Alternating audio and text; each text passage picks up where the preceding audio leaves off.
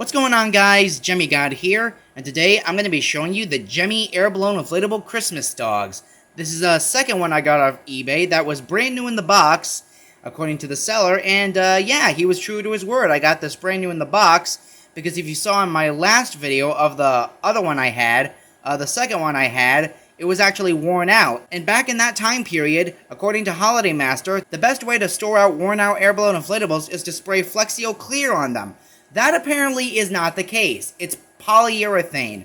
Varathane branded water-based polyurethane is what you need, according to Camden. And it seems like his theory is more correct, because from the posts I saw him show on Instagram, he's put polyurethane on worn-out inflatables, and it actually does the job much better. Granted, it's gonna look a little, it's gonna make the fabric look a little crinkly, but it gets the job done.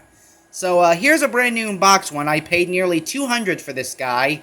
Yeah, I saved up for this one big time. And I also got another Witch with Mixing Bowl, which maybe I'll do another review on that. But anyways, let's take a look at the box. It says, Giant Airblown Inflatable. Everything included. Self-inflates in minutes. Weatherproof. 7 feet tall. Lights up. Here's the one side. Here's the back. Heavy-duty fan inflates Airblown to 7 feet tall in minutes. Easy 1, 2, 3 setup. Unfold stand, zip up Airblown and plug in, secure tethers and stakes. And here's all the contents. 2003, Gemmy Industries Corp., Gemmy.com. This is item number 15755. Other side. Now onto the inflatable itself. I already have it inflated, and it is in perfect shape, as you can plainly see. It inflates tightly. There's no issues. Everything is still stitched together nearly 20 years later. 19 years later, actually. There's no paint loss anywhere on the ornament.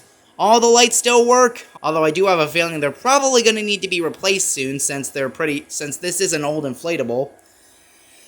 But yeah, everything in this inflatable is pretty much perfect. It's as if I went back in time to 2003, picked one up at the store, and brought it back to present day. So you can see the big dog and the little dog both inflate very tightly.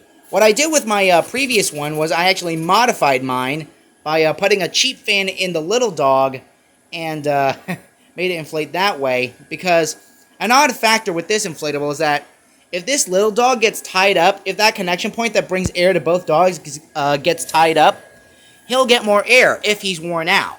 So I took advantage of that idea and put a cheap fan in him so he inflate just as well as this guy. But for the third one here, no repairs are going to be necessary, and hopefully I'll be able to keep this thing in a climate-controlled area so it stays this way, and I'll try to preserve this thing to the best of my ability. And if this one ever wears out, I can use polyurethane, water-based polyurethane, and hopefully this one won't be a rip-off on me too. Hopefully it'll actually work for me. If it worked for Camden, it's got to work for me. Water-based polyurethane, not Flex Seal. And my most sincerest apologies to all of you who I have misinformed about how to repair your inflatables. I try to be as honest as I can with repairing animatronics and I mean, animatronics, it's simple. It's either a split gear or a wire came off like a motor or the board. But with inflatables like this, it's a little bit more complicated because, from what I understand, how these inflatables are manufactured and how they manage to stay like this with the fabric, with the material it uses, it's some sort of like coating, which we really didn't know about. We were thinking maybe it was like polyurethane, and that's the thing. We really don't know what Gemmy uses as the coating to manufacturing these inflatables, or whoever designs and manufactures the fabric or the inflatable itself in China. So we really don't know what actual ingredients are needed to, like, recreate the coating from the inside or outside, however it's done, to give these inflatables its shape, because whatever coating is used to give these inflatables their shape tends to melt in high heat conditions. So that's why you got to keep them in cool. That's why you got to keep them in climate controlled areas, because if you keep them in hot areas like attics and such, then that coating is going to wear off and the thing's not going to inflate as good. This applies to all Airblown inflatables from all time periods, not just the early 2000s. This also applies to the mid-2000s, especially the 2005 inflatables. And Even the more modern ones can be vulnerable to wearing out if you're not careful on where you store them. So just keep that in mind. I'm no expert on this, but it's just from what I've heard. So water-based polyurethane is what you should use. And I would recommend getting a paint can of water-based, not a spray, a paint can, and paint it on the worn-out areas of the fabric. That should do the trick. And hopefully I'm not wrong about that.